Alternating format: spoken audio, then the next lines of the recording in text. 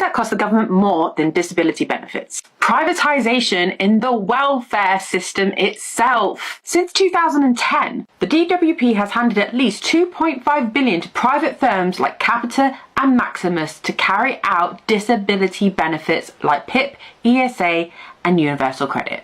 That's right, that's 2.5 billion of public money, not to pay disabled people, but to assess them to decide if they're disabled enough. And here's the wild part, this was meant to save money. When the government first outsourced these assessments, they promised it would cut costs by 10 to 25%. They said private contractors would be faster, cheaper, and more efficient than public sector staff.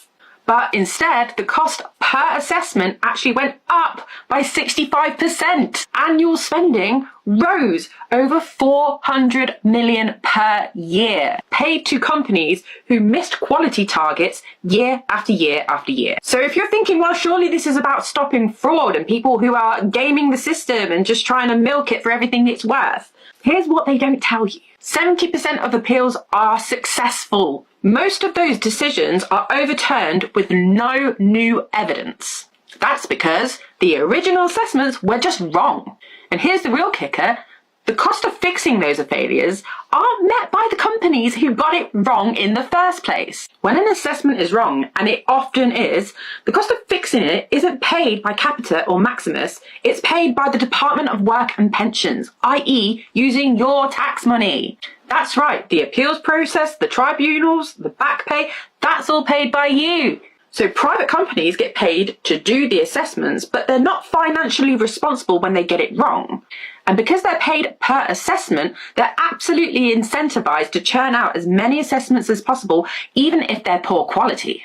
Because don't forget, we're not the customers, the DWP is. And so contractors get paid to deliver assessments quickly, not accurately. So when the government blames the rising disability benefits bill on too many claims, remember this. The waste isn't because of millions of fraudulent disabled people. It's because of corporate middlemen siphoning hundreds of millions of pounds out of the system. The system isn't actually broken by accident or by fraud. It's functioning exactly as it was designed. To outsource responsibility, to extract profit, and to offload the consequences onto us. Things that cost the UK government more than disability benefits, part 2. Procurement and waste. Remember the PPE scandal? 9 billion wasted on unusable or overpriced equipment.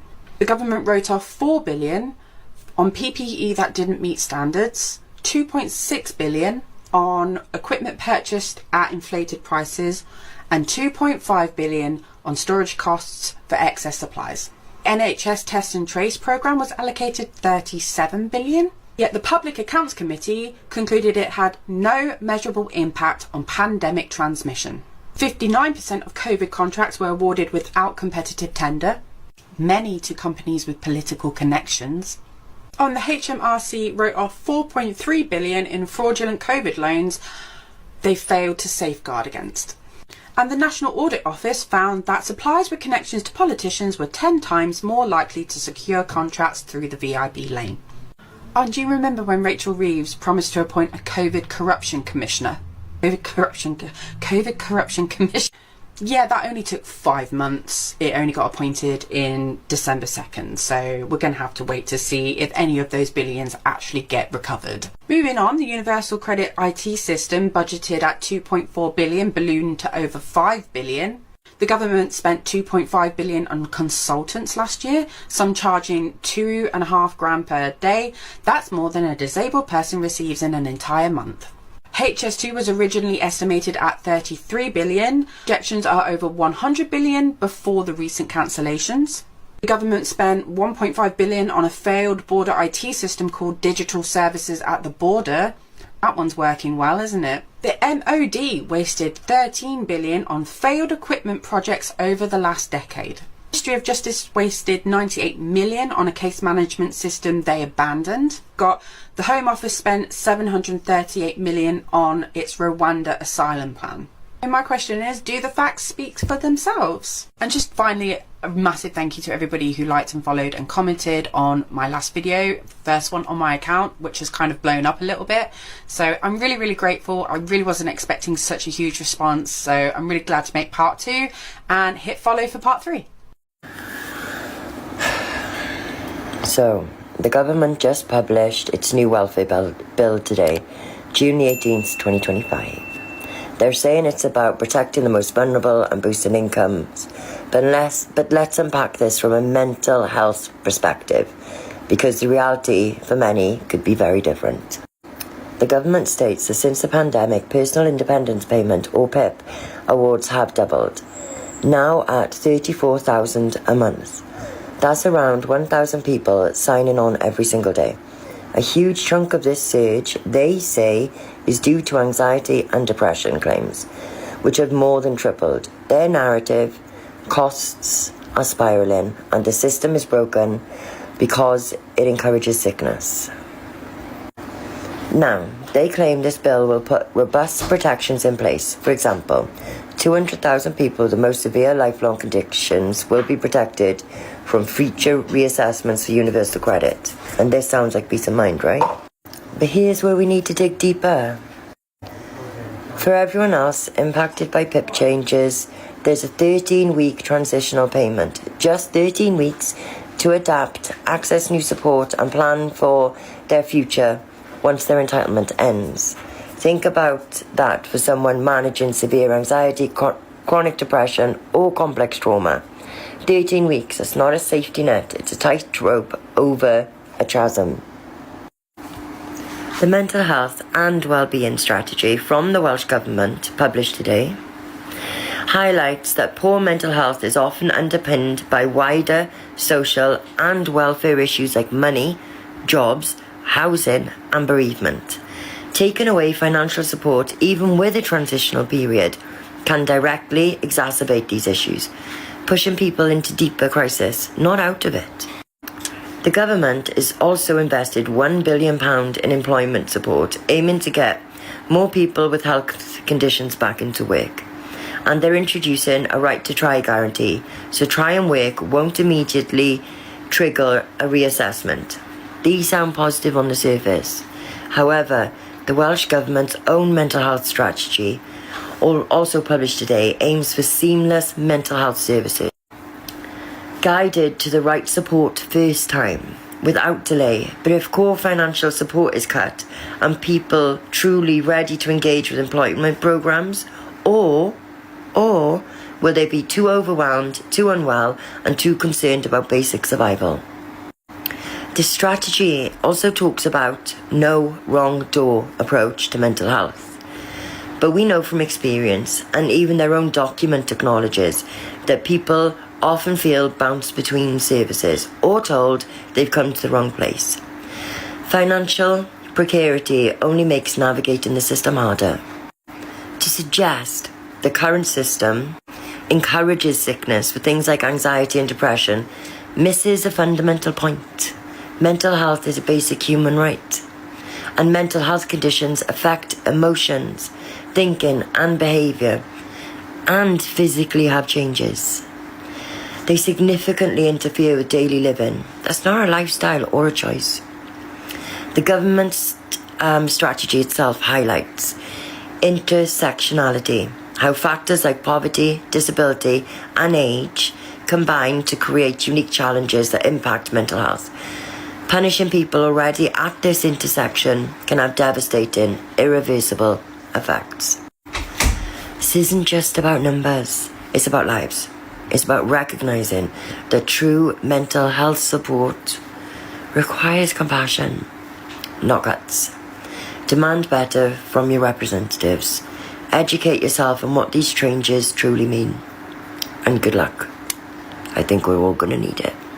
The government has announced new support today for people who are set to lose their benefits as part of these welfare reforms, but it seems as if there's still going to be pretty significant rebellion from within the Labour Party. The government has announced today that people who are set to lose their PIP payments and also universal credit payments as a result of these big changes that they're making will have a 13-week grace period to essentially tie them over.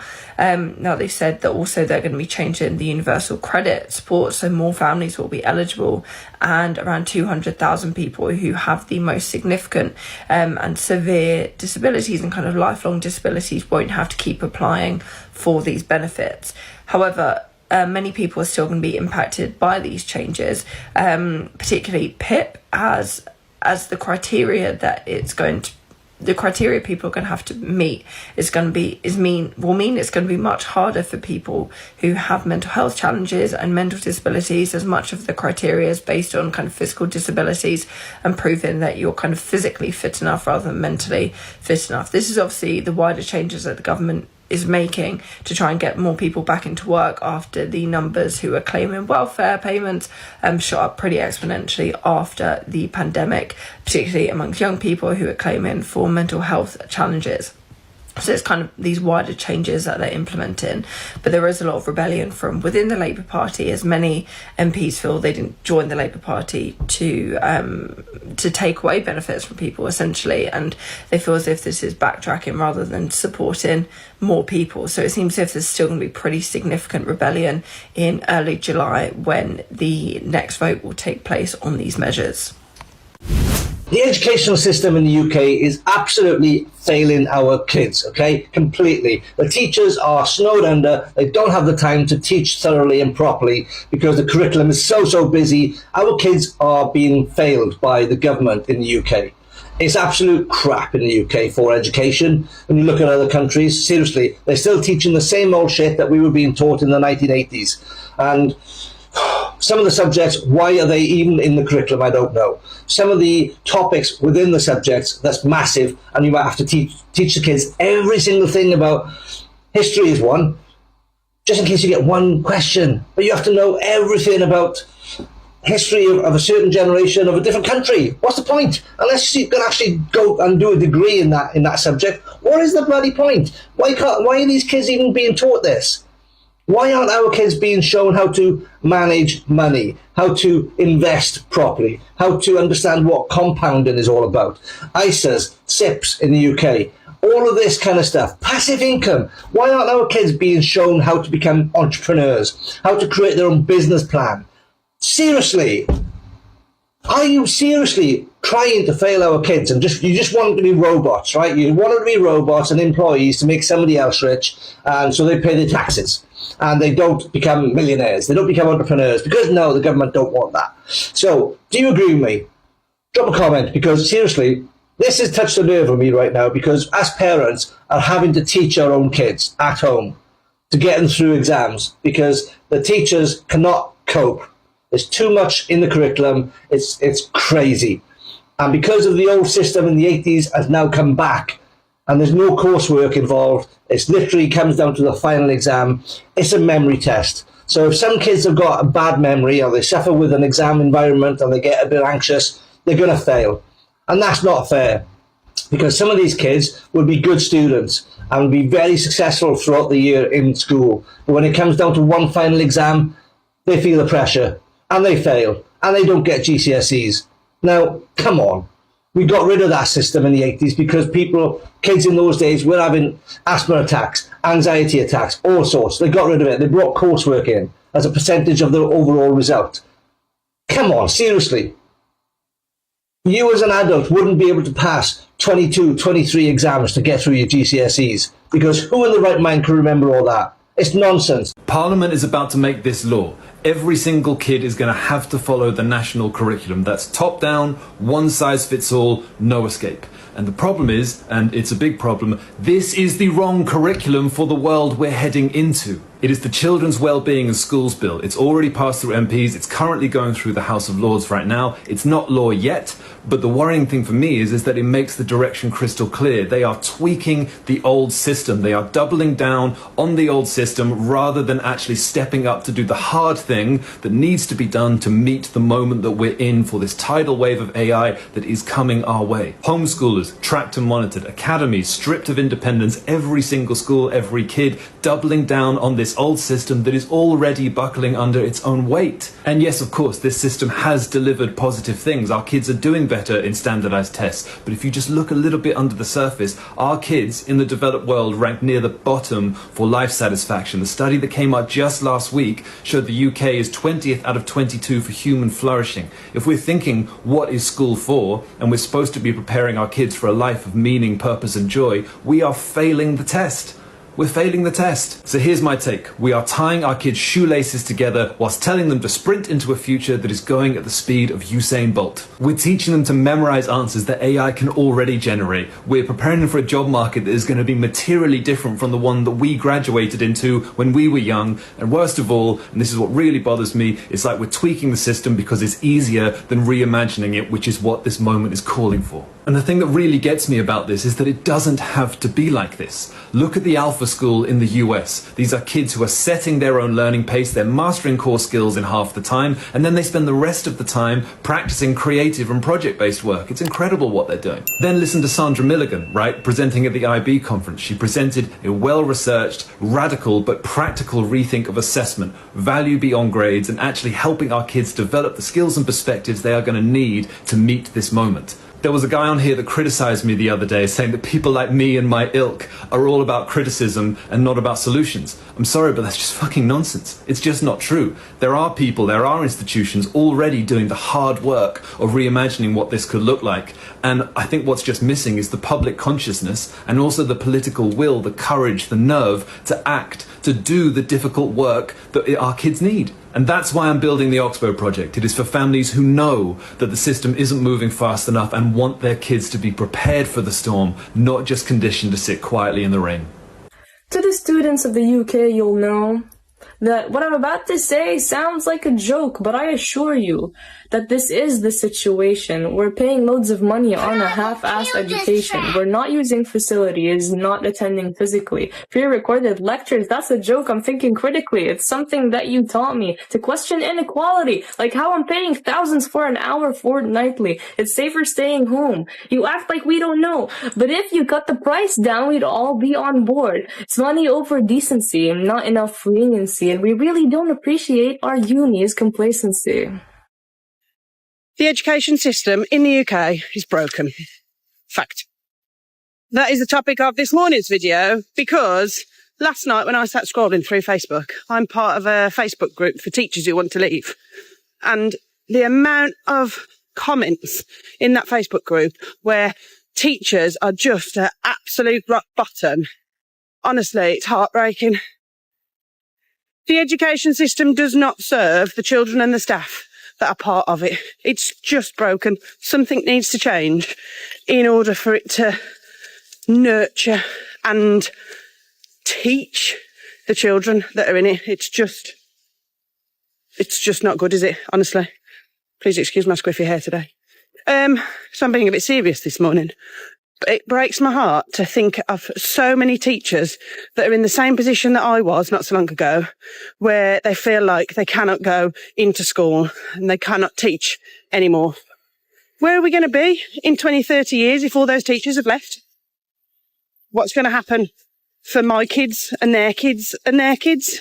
What is the future of our education system if we don't do something and fix it? I don't know.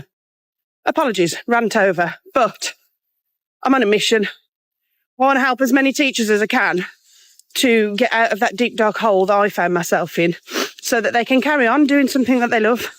But I think in order to do that successfully, we've got to look at changing the system, surely. Just doesn't work. Anyway, I apologise. If you're a teacher or a teaching assistant going into school this morning, get that smile on and go be awesome for those children. I know that is so difficult, especially when you're not in the right frame of mind, but you've got this. Honestly, you've got it. Have a good one. See you later. The government is probably going to destroy universities to try and beat reform. This is bad. This, to me, is a minister who's laying the groundwork to blame someone else because they think the universities are about to go under. This is a minister saying, I know that the Home Office is about to further restrict international students, which will likely push some of the sector who are already struggling financially over the edge. And to soften the blow, I'm going to blame it on Vice-Chancellor's pay. Now, I'm probably someone who is more critical of university finances, and I don't think that they're blameless in this situation. But this is just such an insane act of self-vandalism. Basically, if you haven't seen it, we've got two things going on. Last week, the Office for Students, who's the regulator for higher education in England, announced that almost half, so 43% of universities were in deficit last year. They were preparing for what they'd have to do if some universities had to close. At the same time, the Home Office is preparing their immigration white paper, where we expect there to be further restrictions on the number of international students who can come to the UK to study. Of course, international student fees, which are uncapped, are basically the only things keeping some institutions afloat. Do I think it's a good thing that institutions are so reliant on international student fees? No. Do I think the government has given any other way forward? Also, no. Basically, Labour saw the results of the local elections, in which Reform performed really well, and said maybe we should be more like them. Sam put a lovely tweet out and said that the Tories had lost control of our borders and he wasn't going to stand for it, and that he was going to restore control and cut migration. The issue with this is that immigration has already fallen by a third. And yet people feel that it's worse. What is it that makes the government think that cutting it further is going to make Reform voters like them? And the plan specifically to target international students also doesn't make sense because the public really doesn't care about international students. Actually, when polled, only 4% of people in Great Britain think that the government should prioritise reducing the number of international students that come to study in the UK. For 4% of voters, they're going to send universities bust. I think universities could be more efficient. I think they could spend less. Do I want one to go bust? No. It's really quite depressing, actually, because about a year ago, I thought that the worst thing the Labour government was going to do to higher education was to not do anything and just let a couple of providers go bust if that was what was going to happen. I didn't think that they would deliberately make it significantly worse. Here's why I think the school system in the UK is absolutely messed up. So the biggest thing for me about the UK school system is the fact that they don't teach valuable skills at all whatsoever. So at A-levels, I studied business, maths, and DT product design. And you'd think, because I'd studied business, I would learn how to grow a business, scale a business, to start a business, and to deal with taxes, finances, credit, mortgages. None of these were taught in schools. And for me, coming out of uni and then looking back, it's just really been an upward hill struggle, learning all of these new things as I go along, which I feel like should have been taught to me in schools. Drop a comment down below, guys, and let me know exactly what you think. I'm now fully convinced that that whole teachers are heroes thing that the government did during lockdown was basically a massive gaslighting project. I was thinking today about how people get really, really mad at me when I criticise the education system, even though I've repeatedly said that the state of the education system is not teachers' fault. And people get mad at me because basically they don't want to believe that children in schools are increasingly at risk of mental health issues or at risk of not getting the qualifications or skills they need to actually function in adult life. But if you think about it, the whole thing about teachers being heroes is very clever. It dehumanises teachers in a very interesting way. It places them on a pedestal and it basically says teachers are heroes and therefore superhuman and therefore they can put up with anything. It also means the government can turn around when teachers say, hey, 79% of us have had really bad mental health issues over the past year because of our jobs, and they can say, well, actually, you're stronger than that. Heroes are superhuman and they generally function without external resources. Teachers are increasingly having to do this. SEND training, provision and funding is rubbish. Teachers are buying stuff for their classroom with their own money. There's not enough classroom support. And the whole premise that teachers are heroes means that it gives parents who send their kids to school the idea that teachers are so superhuman that they can buffer the kids from this and that they can actually protect the children from the natural consequences of that, which is simply not true. Teachers are humans and they need resources. They need basic level of support to be able to do their job. And if they don't get that, what do you think happens to the quality of their work? And this is not a criticism on teachers. This is literally acknowledging the fact that they are humans in charge of 30 other small humans, which has always been completely insane to me, because imagine if a parent had 30 children. Do we think for 1 second that that parent would be giving those children the time and attention and education they need? Obviously not, because it's physically impossible. But somehow we expect teachers to do it because of this whole hero thing. And like clapping for the NHS, it's meant that the government can get away with saying, well, we do appreciate you, but only in lip service. Meanwhile, there are 200,000 children in schools that have been consistently failing, as in rated failing by Ofsted, for over 13 years. That means that children have gone into school and left the school system, and the whole experience that they've had has been in a failing school. And I'm not even saying that Ofsted ratings are the be-all and end-all, of course they're not. I genuinely think they measure the wrong things. But it is indicative of the fact that the government will not put enough resources into schools to make it a good experience for people. Even when they are told by the national body that they trust to report back about schools, when they are told the schools are failing, they still don't do anything about it.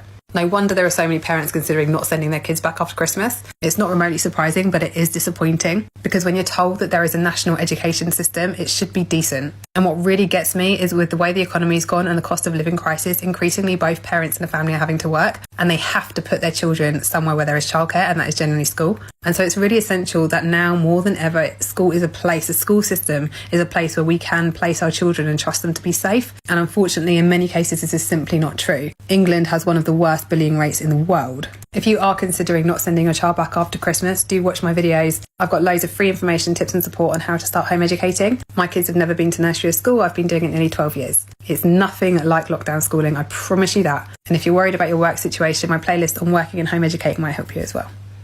I feel like people don't always believe me when I tell them the genuine state of the UK education system right now. So I've decided that I'm going to try and tell you guys some stories.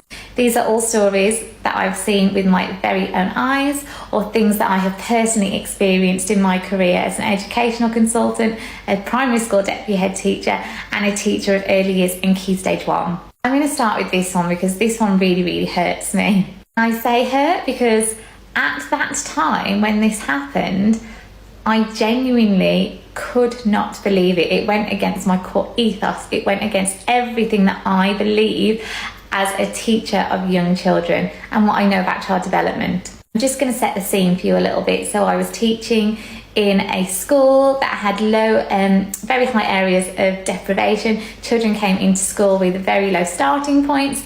They also had difficulties with their language, their communication skills, their play skills. They just weren't developed yet where we'd like them to be in line with national expectations. So anybody can tell you that what these children need is play. They need opportunities to talk, to sing, to role play, to be free, to develop that language that's then going to support them with their writing and other areas of the curriculum.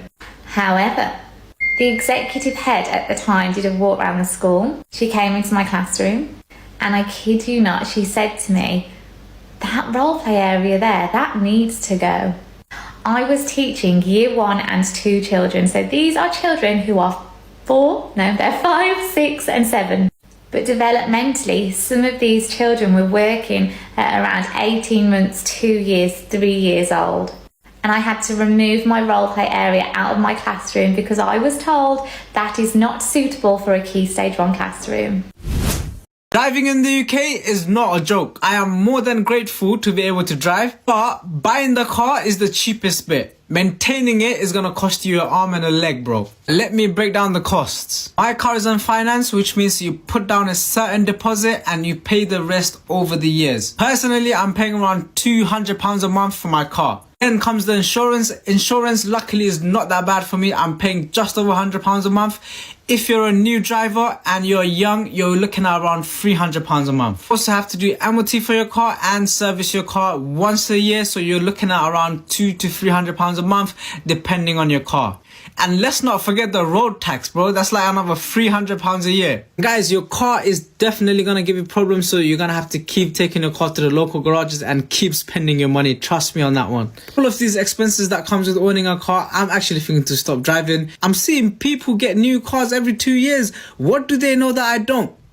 Is driving in London really worth it anymore? So I sold my car earlier this year. And one of the main things that went into that decision was just, it wasn't really worth it for me anymore. Now let's say how it is. There's a reason it's this way. The government clearly does not want us to be driving anymore and wants to probably push us towards TfL. But boy, it's working. It's working. You got congestion charge, you got ULEZ, they're blocking off roads, all the roads are 20 miles per hour. They're doing everything they can to make driving not favourable anymore.